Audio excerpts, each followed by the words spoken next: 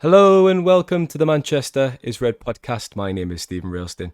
We're recording this episode on a Monday morning after United were in action in pre-season, their second game of the summer against Rangers on Saturday afternoon. They were up in Scotland, and I was joined by Tyrone Marshall on that trip. He's with me on this podcast. Samuel Luckhurst is absent because he's on his way to the United States for the pre-season tour. So Tyrone, it's a pleasure to have you here, Ty. You're probably sick of us. I'm sure we've got a few stories to tell from Saturday afternoon, but they can probably wait.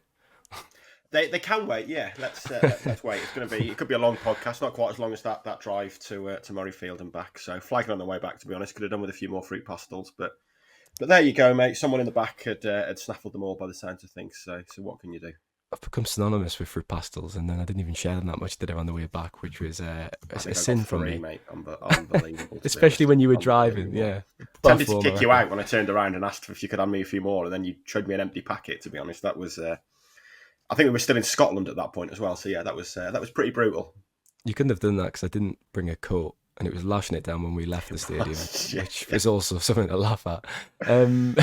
The football though, Ty, it was exciting to see Lenny Yoro was included in the squad on our way up. That was obviously going to be the big story of the day, along with Jadon Sancho's return, but we'll get into that a bit later on. We'll start with Yoro because that's the positive story. Excellent to see him make his, can you call it a debut? His first appearance for the club in pre-season. Yeah. And there were definitely glimpses of his quality. This has the potential to be a fantastic signing, and there were early signs of that at Murrayfield. Yeah, definitely. I thought he looked really, really assured, really confident. I mean, considering he's had one training session with his teammates, you know, to play like that, there'll be some players in that team who he's probably not even sure what their names are at this stage.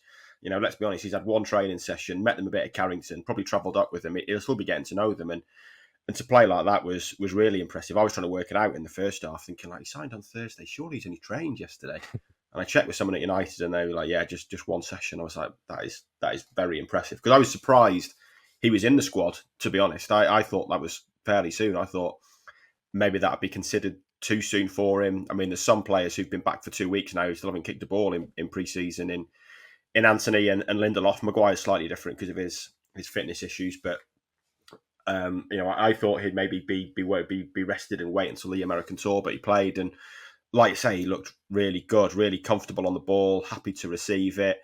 There was one crossfield pass to Sam Murray, which was just the trajectory of that ball just oozed style. You know, it was absolutely arrow straight, perfect for Murray to just run onto down the wing. It was a stunning pass, and you could just, it sounds a bit corny, but you could tell by the way the ball moved that, like, right, this is a guy with a lot of natural talent that knows how to pass a football, because as soon as he's left it foot, you know, I was sort of right behind it. It was like it was almost coming to me, and it just flew dead straight, and you're kind of waiting for it. When a lot of defenders play that pass, it kind of slices a little bit or hooks a little bit.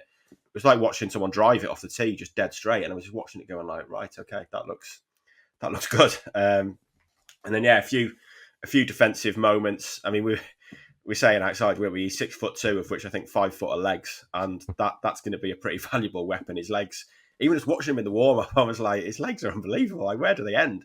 But they're pretty invaluable tools as a defender. There was one sort of in kind of midfield, I guess, where he kind of poked a foot in and got the ball away. There was one where Cyril Dessers was going through and probably thought he had a chance against Onana in the first half, and Yoro just stretched the leg and poked it out for a corner. So yeah, I thought he looked really assured, you know, for an 18-year-old. He was younger than 8 of the 10 outfield players who came on for United in the second half.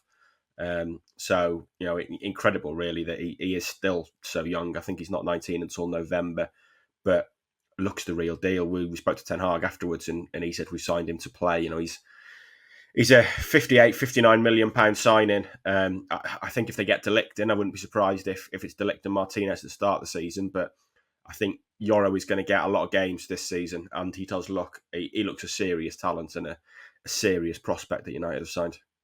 Yeah, it was a very confident start. Sky Sports actually had some stats. I mean, you can't get too carried away in pre-season. But I thought he was going to win the Ballon d'Or after 20 touches. And then Sky Sports got a graphic up, and I think he ranked first of all the outfield players in the first half. Obviously, there were wholesale changes at the break, but he ranked first in touches, passes attempted, passes completed, and long passes completed. And he was ranked third for ball recoveries. I think the only blemish, if you can call it that, on his performance was that kind of stray pass when he looked to find Toby Collier, who was sleeping himself. He wasn't completely not blameless for that. But anyways, that didn't come to anything, and Yoro kind of recovered, so he deserves credit for that. In terms of the role he's going to have next season, you mentioned we spoke to Tenag briefly after the game for around 5 minutes in Murrayfield, and he spoke about, well, yeah, he is going to play. What kind of role is he going to have? Because at 18 years old, there is going to be challenging moments for him next season. There's bound to be at that age, especially being a centre-half. You're going to be exposed to a lot of different challenges and tests that then he's experienced with Lille in Ligue 1. I hope you like that French pronunciation there, Ty, with your French background. Yeah, because it is going to, it's not going to be easy though, is it? It won't be straightforward, sorry, for Yoro. No, it won't. It's a totally different level. And he will be under the microscope. I mean, you only have to look at Martinez and his start at United to kind of see how under the microscope you are. And, you know, Martinez turned it around, but after 2 games, he was being written off as he's too small. He's never going to thrive in the Premier League. He's too small. And you look at him now, and he's United's best defender, possibly the most important player for what he brings to that defence. And there are undoubtedly times when he's going to be put under pressure. I guess a lot depends on how United play, and we're still kind of waiting for the competitive action to start to see where they improve from last season. And hopefully certainly they should be playing a higher line. The excuse for a lot of last season was we need to defend deep because we're having to play slower defenders who want to defend deep. And this is why they ended up facing 20 shots a game a lot of times and players making blocks. Yoro's not that sort of centre-half. He's not a head it, kick it, block it, old school centre half. He wants to play with the ball. He wants to play more advanced. Same with Martinez. I don't doubt that if he's in the team early on and makes a mistake somewhere, inevitably there's going to be pundits saying he's too young. You can't play centre half for Man United in the Premier League at 18. But he's undoubtedly going to play a prominent role. And I think even if De Ligt comes in, there's going to be 3 high class centre halves there. There's going to be plenty of rotation. We saw how many injuries United got in that area last season. So, I think Yoro's going to play a lot of games. I mean, I wouldn't have any worries about him starting at centre-half, to be honest. If it was him and Martinez on the opening day of the season, I wouldn't have any concerns about that at all. But like you say, it is a significant step up. He was clearly superb last year. I mean, he got in the League 1 Team of the Year. And he just he played with an assurance that suggests he has great belief in his game on Saturday. But, we see this all the time and we say this all the time. And it's the same for players who move from, I'm thinking of Maguire from Leicester, Wan-Bissaka from Palace. Those clubs like that in England, you kind of, you're a story on Match of the Day once a month maybe. Other than that, it's 60 seconds of analysis and you're not being looked at really. You could have had a shocker and it's not even mentioned on Match of the Day because they've only got 60 seconds to dedicate to it. At United, every single game is under the microscope and you have to play well every single game. If you have one bad game in 20, that bad game is going to get picked up and poured over and analysed. And that can be a bit of a culture shock to players stepping up. And I guess it's going to be similar for Yoro, that he is going to be under the spotlight more than he has been at any other stage in his career and very young career. But, you get the impression he can handle it. And like you said, you don't want to get carried away from pre-season. I mean, Rangers were terrible. But even just on the ball, he exuded confidence and, he looks the type of player and the type of character who's just going to embrace it. I think you're right that it is inevitable at some point next season there will be pundits and critics kind of really, really pouring over. I think he will make a mistake. It's just bound to happen. All players do. But I think it's blocking out that outside noise because he has all the attributes to be a long-term success at United. When you look at the raw qualities that he has, he could be at the heart of the defence for the next 10 years, which is really exciting. And he is, as much as he's a signing for this season, in the immediate future, he's obviously a long-term transfer as well. Another standout performer then, I thought Ahmad was brilliant. Ty, he was fantastic in those opening 45 minutes. I think we noticed straight away, we were actually typing at the same time our blog entries when he did something on the right, because he looked really bright, proactive. He was trying to take players on, and he got his reward for that when cutting inside and finding the bottom left corner with a brilliant finish. And I think you'd be forgiven if you were a Rangers fan for not actually realising that Ahmad played for your club if you were at Murrayfield on Saturday afternoon, because he looked like an entirely different player, didn't he? He was obviously at Rangers for 6 months in 21, 22, had another loan with Sunderland. He was outstanding there and he kind of became a man. But I feel like this season could be his coming of age campaign. It really feels like that now. Yeah, 100%. I think I was telling you guys in the car on the way home that I saw Ahmad share quite a long hug with Scott Wright just before the game started, and I was like, oh, I wonder where those two know each other from. And like Googled Scott Wright, thinking he's going to be at Sunderland, and it was like Rangers since 2020, and I was like, eh? I was like, oh yeah, Ahmad played for Rangers. I'd completely forgotten about it. And I mean, I think he scored like 4 minutes into his Rangers career, and everyone was like, oh, this is going to be special. And then started the Old Firm game, looked so far out of his depth, got hooked, and barely reappeared. But yeah, he's kicked on since then. I still think the use of him last season was bizarre. You know, to have only started him so late in the season when Anthony was so bad for the entire season.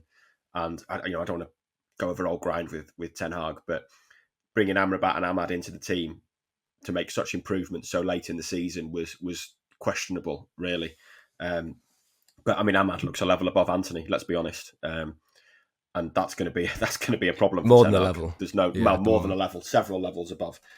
He was, as much as we've been watching lyrical about Yoro, Ahmad was United's best player by a long way in the first half at Murrayfield, and just looked a constant threat. I think he went down the outside to set up that chance for Ethan Wheatley when he probably should have scored. Great defending, but should have scored. Came inside to score his goal. He came inside to win that free kick when me and you had the same idea to do a blog post about him.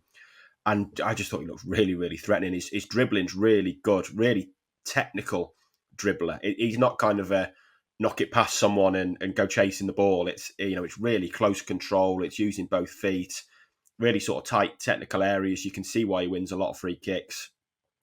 He's clearly got an eye for goal. His record at Sunderland was great. He played as a false nine for them a little bit. So he has got options. Ten Hag was saying after the game on Saturday that right wing is clearly his favoured position and his best position, but he can play elsewhere. And I think at the moment, I mean, you'd certainly have him above Anthony on the opening day of the season.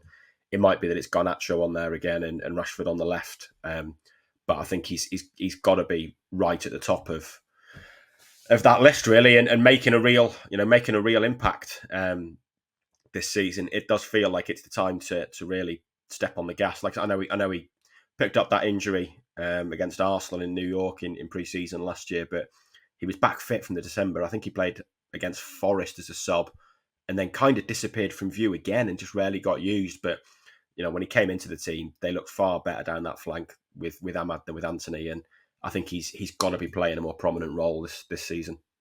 Well, he was overlooked in January, in February, when there was opportunities to give minutes in cup competitions. Do you think of that Newport game, for example? The likes of Amari Forson were getting games. He's obviously left the club on a free transfer in March. We thought that was his turning point when he scored against Liverpool in the quarterfinals of the FA Cup. How could we forget that? What a moment that was! And he got sent off for removing his T-shirt and the second yellow card. But what a brilliant goal! But it wasn't. He had to wait until May to get his first Premier League start of the season against Arsenal. He was brilliant against Arsenal. He was fantastic against Newcastle. Probably a bit indifferent against Brighton on the final day of the season at the Amex, but I think some people thought he was unfortunate not to start in the FA Cup final given his form, because he really did end the season with a flourish. So it was really nice to see him hit the ground running again and kind of pick up where he'd left off, and I think there's huge potential there going into the new season. So really exciting to see what Ahmad can do. What can Jadon Sancho do? Because the way you just described Ahmad there, saying he's got tight control of his feet, I thought of Sancho, but Sancho doesn't exactly have the pace that Ahmad has in my mind. However, saying that, Ty, he obviously made his return on Saturday, and I thought he had a few nice touches. I didn't think he looked in peak condition, but I thought he did a few nice things with the ball, kind of almost teasing the opponent and kind of taking it around. What did you think of his performance against Rangers? Yeah, I thought it was okay, to be fair. He was quite bright. There was some confident touches, a few good dribbles. There was a reluctance again to take his man on in the way that Ahmad does. And in the way that we've seen Sancho do in the Bundesliga. We were talking about that Champions League semi-final, and I know he was playing on the right against Nuno Mendes, who is just not a good left-back defensively. But, he tore him apart in that game, especially in the first leg. We just so rarely see that. Well, I don't think we've ever seen that Sancho for United. But yeah, he did look bright. He played in his preferred position. Again, there's a lot of competition on the wing now. When you're talking Rashford, Garnacho, Ahmad, Anthony, Sancho, there's 5 players for 2 roles there, and I've still just got my doubts. I still wouldn't be surprised if he left before the end of pre-season. I mean, I've not seen Ten Hag speak warmly about him since he returned, and I've said that when he was asked in Norway, it was just so matter of fact. He was asked two questions in Norway about Sancho. I think he said 32, 33 words on it, and used the phrase "we draw the line" twice. So they Well, were it feels 12 like of the words. the hierarchy of told Ten Hag, you need to bring Sancho back in the fold, doesn't it? That is That's what it very feels much like. the impression you get, that he's been told we're not getting a good offer, we can't sell him, we need to bring him back in the fold, or at least make it look like he's back in the fold. And I didn't see it, but you were saying the MUTV interview pre-match, it was just like, Jadon's here, he's involved or whatever. There was no like, this is what he can do. I asked in Norway, I think one of our colleagues asked the first question, and I said, is this kind of a fresh start for Jadon, a chance to put everything behind him and show what he can do? And it was almost like Ten Hag didn't want to be asked a second question, and he just repeated the phrase, we draw the line and we move on. There was no like kind of issuing a challenge to Jadon, like, yeah, we know he's a great player, we know what he can do. I've not seen any warmth from him at all in talking about him, and you still get the impression that relationship is pretty frosty. I still wouldn't, it does feel like this, oh, he's back in the fold, is kind of like, you're not getting him on the cheap. If you want him, you've got to pay decent money for him. Greenwood-esque, I guess, 30 to 40 million. I don't know if they'll get that. Maybe they will. I mean, clearly we've seen what he did at Dortmund, and I don't think that loan spell last year was as good as his first spell at Dortmund, but his biggest game, or maybe his second biggest game, showed what he can do in that PSG semi-final. So, there's no doubt there's interest there still from clubs this summer, and I still think there's got to be a fairly reasonable chance he's going to go. And if he's not, at some point, Ten Hag is going to have to speak with a bit more warmth and just offer a bit more about him than these sort of stock phrases like, we know you've drawn the line. That's what we're kind of asking. We're not asking about what's happened in the past. We're trying to move it forward by asking these questions that move it forward. And Ten Hag's just not offering anything. Ten Hag's just offering, we draw the line, we move on. It was like, my question was to move it forward. So I know you've drawn the line. I'm not asking about that. If you catch my drift, it was a chance for him to say, yeah, we've drawn the line. This is a fresh start for Jadon. We know he's a great player. And he didn't. He didn't offer any of that. So, I'm still not convinced that this is a relationship that's going to thrive long term. But he did look bright enough. He didn't get. He ran it as the right back a couple of times without really going past him. But what he did do is when he checked back inside, he used the ball pretty well, and I think he always does that. If he doesn't beat his man, he does often find a decent pass. Him and Mount linked up quite well on a couple of occasions. So, there was enough there to say, yeah, it was a pretty bright return. He should have scored for me, actually, after the move when Casemiro played that first time pass that Ahmad, and he pulled it back and Sancho kind of rifled it over the bar, didn't he? I think that low move last season was that performance against PSG in the first leg was actually a bit deceptive because it was such a brilliant display. But if you actually look at his performances and his stats across the whole of the loan, it was pretty unconvincing again, really. I think it was more the same from Sancho. He just happened to turn up on that night when Ali McCoist was on commentary. Yeah. He waxed lyrical about him, as you'd expect, because he just loves life, Ali McCoist. That's just the way it is. Toby Collier started as well, Ty. Young midfielder, he's come through the academy. Me and Samuel talked about it on the last podcast, how we spotted, or I think Samuel spotted actually, Ten Hag speaking to Collier after the FA Cup final, reminiscent of how he spoke to Kobbie Mainoo after the Carabao Cup win. Ten Hag insisted on attending his signing ceremony when he signed his new contract earlier this month. He played the second half against Rosenborg. He wore the captain's armband. He started against Rangers. A polished display, I thought it was again, from Collier, and I asked Ten Hag about him when we spoke to him after the game, and he basically said he's earned his opportunities, and he looked back at the players who he's given chances to. He mentioned Garnacho and Mainoo, and we believe, he said he's the fourth player, didn't he? So we believe he's referencing Willy Kambwala there. Yeah. But it does feel like Ten Hag has this thing of giving young players, at least one each year, an opportunity. It has been more than that, of course, because you look at Garnacho and Mainoo, who came through at the same time. But it does feel like now that Collier could be that player on the cusp of the first team. Yeah, definitely. He has looked bright in these two pre-season games. Ten Hag clearly likes him. I mean, his development's been fairly interesting. He's 20 now, and he's still not played a game of competitive senior football. So, it's going to be interesting to see whether United do keep him around this year or whether he goes on loan. I don't see the point in keeping him around to give him maybe 5 games. If you get to next summer and he's 21 and he's played 5 games off the bench, say in a Carabao Cup game, it's just not enough. He's got to play more football. But he does look a serious talent. He uses the ball really well. Maybe a spot opens up in that midfield, because I think that's probably the interesting area in terms of recruitment at the moment. What happens there? Obviously, they like Ugarte and have held talks over Ugarte. They like Zubimendi. Amrabat's still not off the table. I think all of these deals would be easier to do if Casemiro went, but yeah, I don't think there's been much interest in Casemiro at the moment, and I think Come on to him in the second part. yeah. And that would, if he left and McTominay left, there'd probably be a role for Collier in the squad, and both of them, I guess, are live options. But he does look a very talented player. Mason Mount played well again at the weekend. He's kind of given them another option in midfield they didn't have last year as well. So there's a lot of competition for places there, and I think it's going to be interesting to see what sort of decision they make on Collier and whether Ten Hag wants to keep him around or whether he gets a loan. I mean, looking at him, you'd say he's worthy of a championship loan or something like that. But he does need to play games for his development. He looks. I mean, it's only pre-season, but he looks too good for under-21s football now. You would not want to see him back in Premier League 2 next year. I don't think he's going to get much out of that at all. So it's kind of a big summer, really, in what they do and what decision they make about him. Because if they want to keep him, there's a benefit.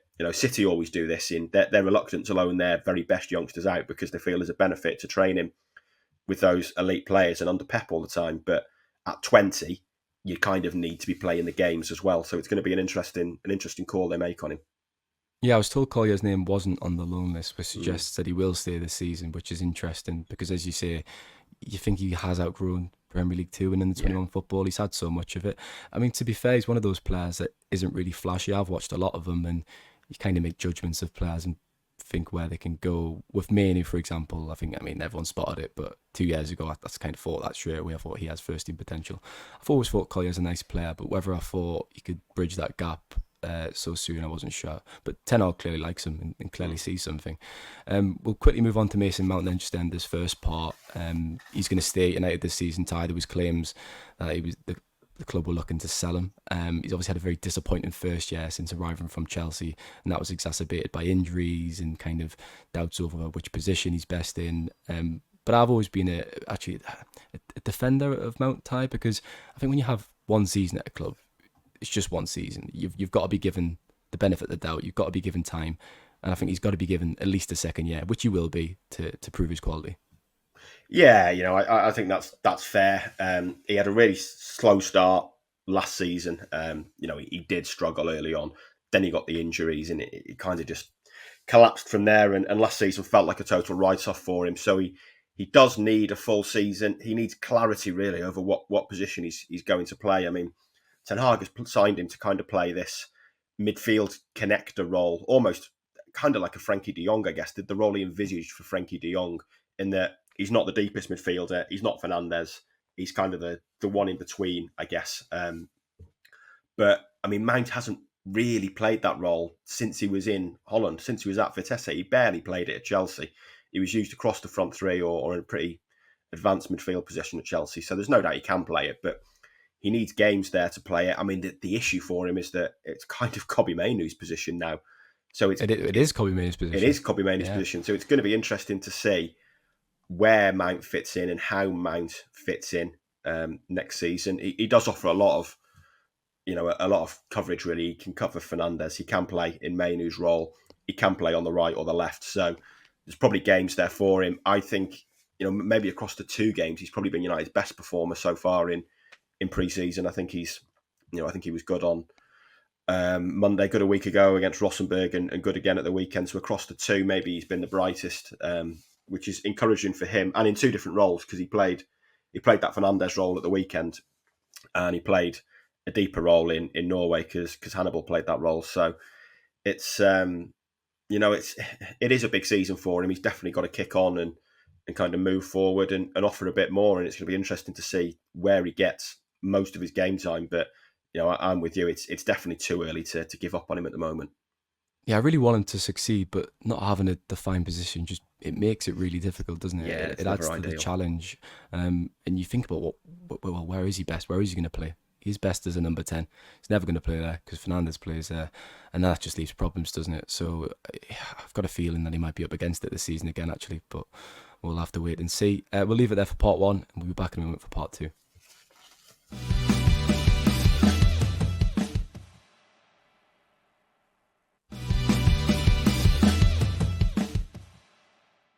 Welcome back to part two of the Manchester's Red podcast. Now, you never want to be too critical in pre-season tie. It always feels a bit harsh.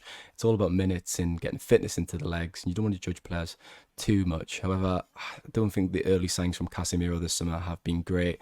His decline was obvious last season, and whether he's actually arrested that decline, I think remains to be seen. The ideal scenario is that he comes out this year and he proves everyone wrong. He's fantastic. He returns to his former levels that he showed in his debut season, but I have my doubts. There was the moment in the first half when he picked up the ball, he had plenty of time, and Aaron Wan-Bissaka was bombing it down on the right. It was a simple pass, wasn't it? Yeah. He overhit it, he fell to his knees, he put his head in his hands, and I just felt sorry for him. I felt that was him thinking, my body can't do what it used to do. He can't perform how he did previously, and it is a bit of a shame watching a great player like that decline like that. And again, I am adding the caveat that this is pre-season.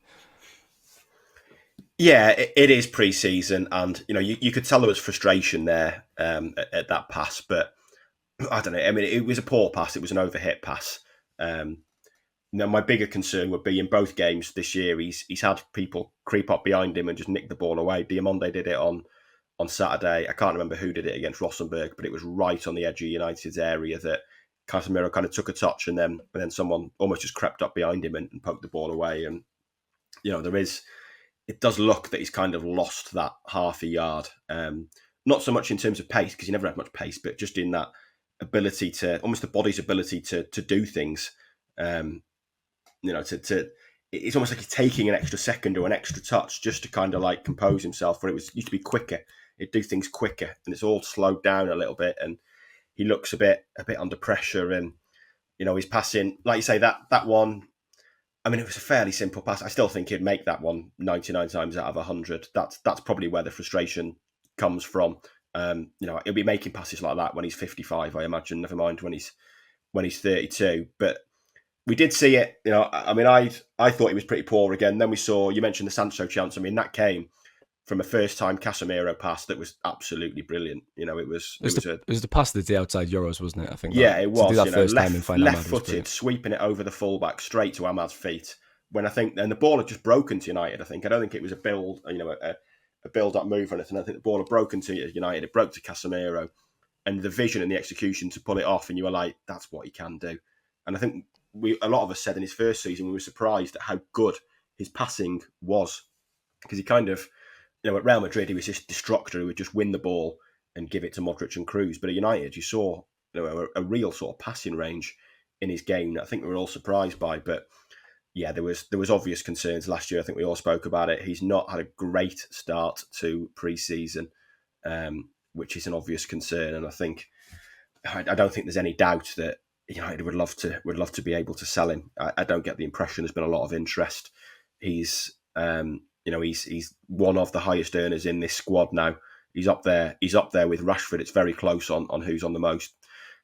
Casemiro's on about 350 grand, and it's way too much money for another 2 years for someone who's not going to be in your best team. And you'd imagine he's not going to be in the best team. I mean, it's pretty clear that United have had talks with PSG over Ugarte. Ugarte wants to come to United.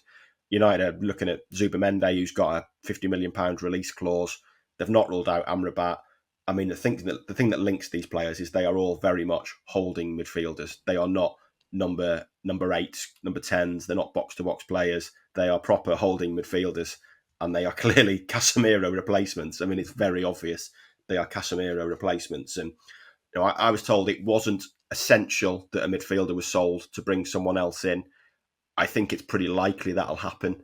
And at the moment, McTominay is attracting more interest than Casemiro. So maybe you sell McTominay. And the issue for United is that they'll want to do these deals fairly quickly.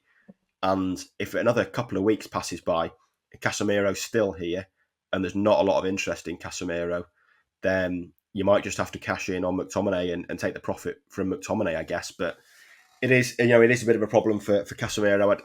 I don't think the Saudi interest has emerged quite as strongly as maybe United had hoped for. And I was told that Casemiro was kind of expecting to stay now and was working to stay, and kind of prove last season was an aberration, and that it was more to do with those structural issues than his own game. But it's pretty clear that United are looking at defensive midfielders to come in and at least compete for his position, if not take it. So it's going to be a very interesting few weeks, I think, in and around the midfield in terms of where that rebuild goes, and if they do sign a holding midfielder while Casemiro is still at the club, and if so, kind of how the two players, whoever it would be, Casemiro and whoever, will kind of dovetail, and who gets the shirt when the real business starts, I guess. Well, I mean, that interest in Zubimendi and Ugarte, it's just an admission of Casemiro's decline, isn't it, really, from the club? If they're looking at players in that position, as you just said, they recognise that problem as well. And it's not just being dispossessed, actually. Like I say, it's his passing. He lunges into challenges now that I hadn't seen in the past. I mean, it kind of crept into his game last season. I don't know whether that is because he's now a pace behind or a yard behind what's happening, but I noticed it quite a bit where his tackles were rash. There was one moment against Rangers where he did it as well, and he jumped in, and Rangers kind of nicked it away and progressed up the pitch. So look, it'll be interesting to see what happens with that one. I think it's imperative that they have to get another midfielder in, at least in that position, because I think you're asking for trouble if you start the season with Casemiro as your number 6. I think Casemiro, Mainu and Fernandes, I think Mainu and Fernandes are fantastic pairing. I think if you have the right player in the number 6, as we saw with Casemiro in his first season, to be fair, if you can find another player of that level, then that is a recipe for success. We've seen that before. United fly to United States on Wednesday, Ty. Fortunately, you're not on the tour this year. We're just sending out Samuel, as he alluded to at the start of the podcast. What are your expectations for the tour, and what's it like to be on a pre-season tour without the colourful stories that I hear behind the scenes? It's all work, mate. It's I'm glad I'm not going. It's so tough work-wise. I'm just going to put my feet up here and chill. No, there's obviously a bit of fun as well, but it's always a great time to be around the club, because you generally get better access. You're constantly talking to people. It really kind of sets the tone for the season, and it gives you so much insight into what's going to happen to the season. And you always find that come the end of the season, you're referring back to things that happened in pre-season. So it's always good to get that insight. I think United are holding their first media day on Friday in Los Angeles, and obviously the first game on Saturday or early hours of Sunday UK time. And it's clearly a very different tour this year. It's got Ten Hag's fingerprints all over it. I mean, last year was relentless with the travelling, and that was relentless. It was pretty busy for United. It was relentless for us when we're on commercial flights, it's fair to say. And I think I go back, and that Real Madrid game in Houston was just absolute madness. And it was, I mean, obviously the squad was kind of split with the Wrexham game on the Tuesday and Real Madrid on the Wednesday. But when you're based in San Diego, just flying, I think it was 3 time zones back to Houston and then back again. It's just kind of unnecessary in pre-season, and I don't think Ten Hag was very impressed by that, to be honest. And you can kind of tell this year that for the bulk of that tour, they are based in Los Angeles, and I know they're playing in San Diego again, but it's a train journey from Los Angeles. It's the same time zone. It's no issue at all. Then obviously they're flying back and stopping off for the Liverpool game in North Carolina, I think it is. So yeah, it's always very interesting to kind of get the tone, get that kind of insight into what everyone's feeling around the season. Be slightly different this year, of course, in that it's always the same after an international tournament, that it's a bit more low key, because a lot of those players just won't be on it at all. I mean, I don't think Xerxes is going to be on it at all. None of the England players will be. None of the Argentina players will be. So there's some pretty big players there who just won't make it. The quarter finalists possibly might be there for the last game, maybe. But it's going to be a little different. There'll be, we were talking before, I think it was only maybe four what you categorise as proper youngsters, kind of academy graduates on the tour last year. There'll be a lot more than that this year. I mean, you look at goalkeepers alone, and Anna's the only senior goalkeeper. Bayindir, they reached the quarterfinals, so maybe he'll be back for the Liverpool game. But it's going to be Radek Vitek and maybe Dermot Mee who go on the tour and get some action there. Like we say, Collier's going to go. Joe Hugel's going to go. So I think there's going to be a lot more young players who are out there on the tour this year, getting their opportunity, which is always interesting to see as well. Yeah, it's usually a strong indicator because, like you said, it's usually a handful of young players, so around 4 or 5 that are included in the first team tour. But because this year there's been a European Championship and a Copa America, there will be more taken, which is interesting because it is usually a strong indicator of who is highly regarded by Ten Hag and his staff. And you look at last year, Amari Forson, Dan Gore, Mainoo broke into the team. Gore was given his debut in September and Forson was given his debut in January. So that just showed you how well regarded they were. I think, is it worth ending the podcast by, I've just realised these quotes have come out. Anthony's agent's been talking and basically just saying that he's seen reports of a potential exit on loan and that his plan is clear. He wants to stay at United. He was absent against Rangers through injury, wasn't he, Ty? Is that correct? Sorry, I saw the message this morning. Yes, it was. Apparently him and Lindelof had minor niggles, I think it was called. But for the reasons that we've discussed, already, you talk about Ahmed, Garnacho has been playing on the right. Anthony just needs to do way more, doesn't he? He's had 2 seasons under his belt now, and his third, he's got a lot to prove, should we say, in this third year. Yeah, massively. The first season, I guess, was okay. It was a big change for him. I think there were still spells there where you weren't really convinced by him. Last season, I just thought it was terrible. Nowhere near good enough. And you could tell by the end of the season that Ten Hag was losing patience with him. Ten Hag had shown him so much patience and backed him so much that even by the end of the season, you could kind of tell he'd had enough. You go back to the substitutions. He was hauled off after an hour at Palace when they were 3-0 down, I think, at the time. You're 3-0 down, you're still chasing the game, you're taking an £85 million winger off. The home game against Sheffield United, I think it was, with a 2-1 down. Yeah, they were 2-1 down against Sheffield United, and Anthony came off. And you thought then, like, that is a telling substitution, that you're hooking a player like Anthony, or a player of the value of Anthony, when you're 2-1 down at home to the worst team in the Premier League, and you're taking him off. And I thought it was telling that Anthony didn't start a game after Palace. I think he only even came on against Arsenal, and I don't think he kicked a ball for the last 3 games. And it very much felt like Ten Hag was losing faith in him. So it's a big. I said it was a big summer for him, and it's not even got going yet. United said he was left behind from the Norway game to work on an individual fitness program, or work on one of several players to work on kind of individual training regimes. There was no mention of an injury. And then this week it was minor niggle. And, I think there's a lot of a lot of people are thinking, right, okay, because Lindelof hasn't played either. And we know United are trying to sell Lindelof.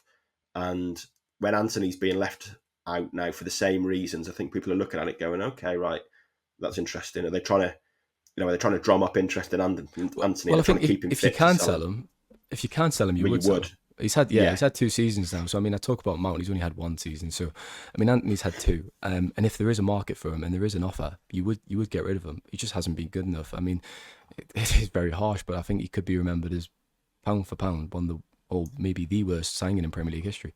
For £86 million for the output he's given. Apart from his first month at the club when he scored, was it 3 games in a row? Was it Arsenal, Everton? I can't remember the third, but he made a very good first impression. Yeah, and he just all went downhill from there. Didn't score for another 7 months or so, I believe, after that. No. He's just not looked good enough for United at all, has he?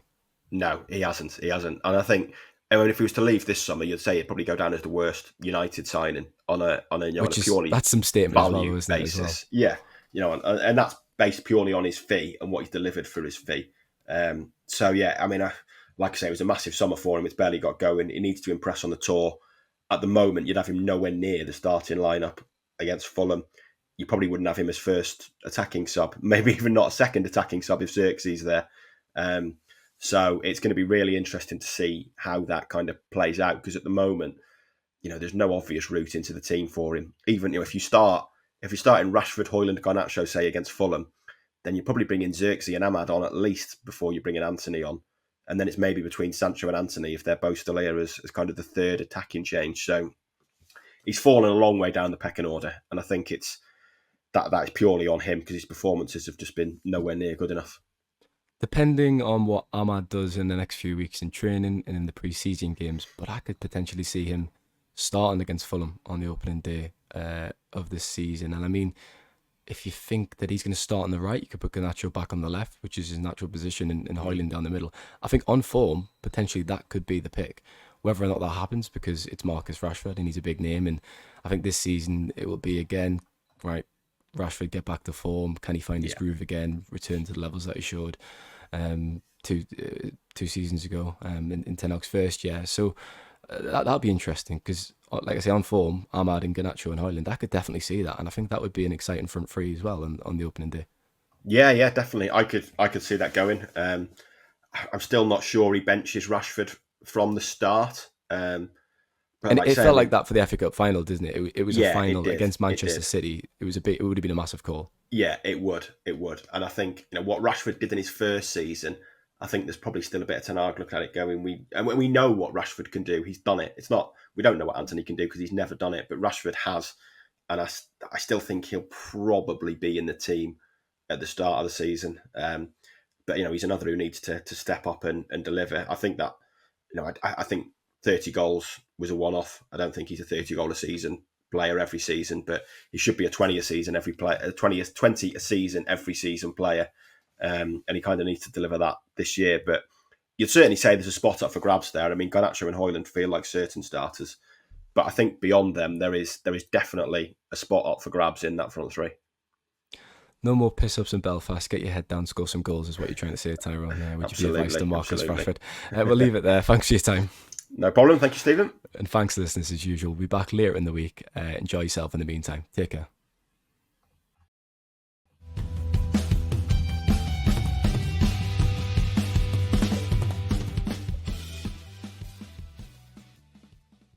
I was trying to think of how I could shoehorn